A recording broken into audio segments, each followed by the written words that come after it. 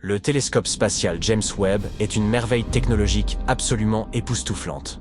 Il est environ 100 fois plus puissant que le télescope spatial Hubble, qui a pourtant réussi à observer des régions situées à environ 13 milliards d'années-lumière. Mais récemment, James Webb s'est surpassé en repérant quelque chose qu'il n'était pas censé voir.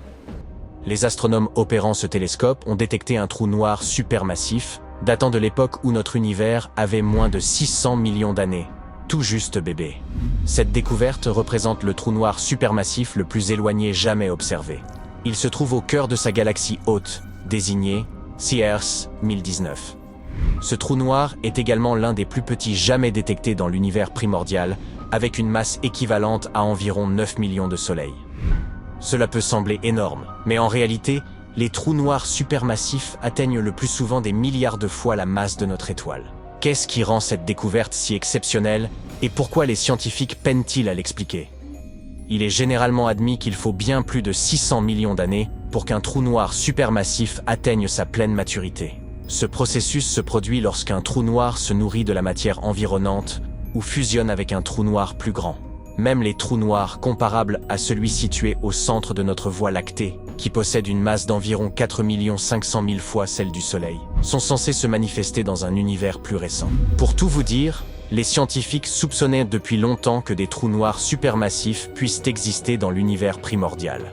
Cependant, cette hypothèse n'a été confirmée que grâce au télescope James Webb et à sa capacité d'observation infrarouge. Ce télescope a révélé que le trou noir, CEERS 1019, engloutissait activement toute la matière à sa portée. Ces trous noirs, en pleine absorption, sont généralement entourés de tourbillons de gaz et de poussière qui tombent en eux, formant des disques d'accrétion.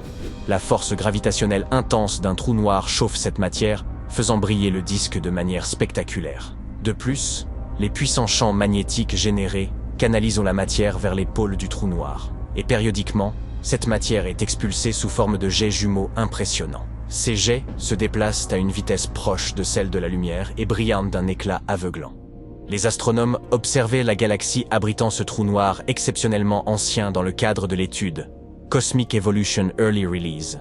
Ils ont ainsi vu la galaxie telle qu'elle était lorsque l'univers, âgé aujourd'hui d'environ 13,8 milliards d'années, n'avait que 570 millions d'années. Outre le sujet principal de cette vidéo, les scientifiques ont également détecté deux autres trous noirs, probablement apparus entre 1 milliard et 1 milliard 100 millions d'années après le Big Bang, ainsi que 11 galaxies anciennes nées entre 470 et 675 millions d'années après le début de l'histoire du cosmos. Ce qui rend ces découvertes particulièrement fascinantes, c'est que jusqu'à récemment, toutes les recherches sur l'univers primitif étaient essentiellement théoriques. Mais désormais, grâce au télescope James Webb, les astronomes peuvent non seulement observer des galaxies et des trous noirs à des distances inimaginables, mais également les mesurer avec précision. Et ce n'est pas la seule découverte récente au sujet des trous noirs. Ainsi, il y a peu de temps, des scientifiques ont observé deux étoiles ralentir dans leur orbite autour de trous noirs. Ils en ont conclu que ce phénomène était très probablement dû à la traînée produite par la matière noire. C'était la première fois que des preuves indirectes suggéraient que d'énormes quantités de matière noire pourraient entourer les trous noirs. Parlons maintenant de la matière noire. De quoi s'agit-il et de quoi est-elle constituée? Notre univers se compose de matière ordinaire, de matière noire et d'énergie noire. La matière ordinaire, visible à l'œil nu ou au moyen d'instruments, représente environ 5% de l'univers. Et étant donné sa rareté, on peut donc se demander ce qu'elle a d'ordinaire. L'énergie noire, quant à elle, en constitue environ 68%, tandis que la matière noire représente environ 27% de l'univers. La matière noire est l'un des mystères les plus déroutants de toute l'astronomie. Si l'énergie noire est responsable de l'expansion de l'univers, la matière noire, elle, est censée expliquer l'interaction entre les objets cosmiques. Les candidates envisagées comme étant de la matière noire vont de particules exotiques à des objets pratiquement infimes. Bien que les astronomes ne sachent pas exactement ce qu'est la matière noire, ils sont certains de ce qu'elle n'est pas. Cette matière étant sombre, elle n'inclut pas les étoiles et les planètes visibles. Elle ne peut pas non plus être composée de nuages sombres de matière ordinaire, car ceux-ci seraient détectables. La matière noire n'est pas de l'antimatière, car les astronomes n'observent pas les rayons gamma uniques produits lors du contact entre l'antimatière et la matière. Enfin, la matière noire n'est pas constituée de trous noirs gigantesques. En somme, cette matière noire demeure aussi mystérieuse pour nous que l'énergie noire. Revenons à la découverte potentielle de matière noire autour des trous noirs. Si elle est confirmée, cela représenterait une avancée majeure dans la recherche sur la matière noire. Ce qui a conduit les scientifiques à cette hypothèse, c'est que cette dernière interagit gravitationnellement, influençant ainsi la matière ordinaire. Une équipe de chercheurs a observé que les orbites de 2 étoiles se dégradaient d'environ 1 milliseconde par an alors qu'elles tournaient autour de leur trou noir compagnon.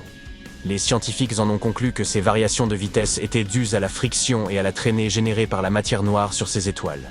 En utilisant des simulations informatiques des systèmes de trous noirs, l'équipe a testé un modèle bien connu en cosmologie, appelé le modèle de friction dynamique de la matière noire. Celui-ci prédit une perte d'impulsion chez les objets qui interagissent gravitationnellement avec la matière noire. Et devinez quoi? Les résultats des simulations correspondaient parfaitement à ces prédictions. Ces recherches ont permis de confirmer une théorie de longue date. Les trous noirs peuvent effectivement engloutir la matière noire qui s'approche trop près. Cette matière noire est alors redistribuée autour des trous noirs, créant des zones de densité variable, influençant ainsi les orbites des objets environnants, comme les étoiles mentionnées précédemment. En évoquant les trous noirs, une théorie suggère que les trous noirs primordiaux pourraient en fait être constitués de matière noire. Ces trous noirs hypothétiques n'ont jamais été directement observés par les scientifiques.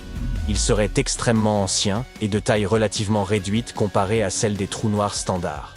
Les astronomes estiment qu'ils auraient pu se former quelques millisecondes après le Big Bang, bien avant la naissance des étoiles et des galaxies. Ainsi, les trous noirs primordiaux auraient probablement été témoins de l'intégralité de l'histoire de l'univers.